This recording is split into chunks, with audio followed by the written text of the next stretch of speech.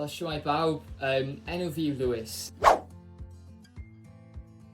Ac sla'n siŵr amdano chi, ond wy'n defnyddio'r app yma, Google Maps, wy'n credu bron yn ddyddiol.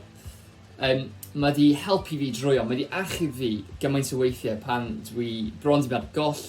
Pryd bynnag wi moyn mynd rhywle, wi jyst yn teipio mewn yr app yma ac mae'n rhoi y cyfarwyddiadau yn syth. Mae fe'n rhoi yr arwyddion cywir mae rhaid cymryd i mynd i rhywle penodol. Wy'n cofio nôl i'r ddyddiau pan ni'n fach, pan o'n i'n mynd allan fel teulu rhywle, falle ar gwyliau neu rhywbeth, ac oedd gynnon ni'r maps anferth yn y car i wneud yr un swydd, i cadw ni'n rhaid mynd ar goll, ac fi'n cofio lot o fatha tensiwn achos oedd pobl yn dweud pethau anghywir, ac mae'n eitha doniol meddwl nôl. Ond mae'n diddorol dydi, dyn ni angen cyfarwyddiadau, nid yn unig pan dyn ni moyn mynd rhywle, ond dyn ni angen cyfarwyddiadau hefyd yn ein bywydau ysbrydol ni, fel pobl dynol. Fel pobl dynol, dyn ni angen cyfeiriad, dyn ni angen nabod gwirionedd yn dydyn, dyn ni gyd yn sychedu am gwirionedd. Fel Cristion, wy'n darllen y Beibl, wy'n credu taw ddatganiad Duw yw am ei hun ac am y ffordd sydd yn arwain iechydwriaeth trwy Iesu Grist.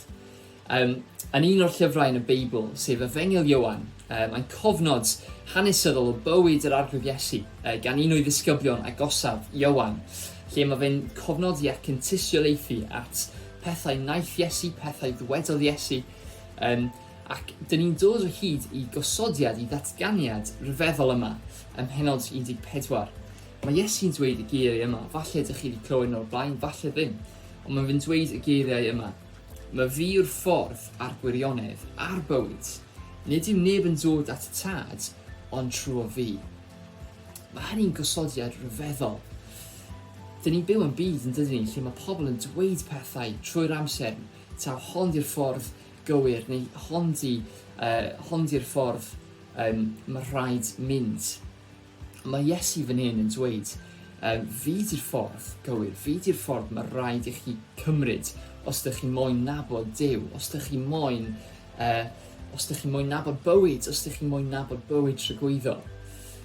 Felly fel Cristion, wy'n credu y geiriau yma, a wy'n credu fod y trwy Iesu, trwy nabod be mae e wedi wneud trwy ei fywyd, ei farwolaeth a'i atgyfodiad, dyn ni ddod i nabod Duw a dod i nabod bywyd tragwyddol.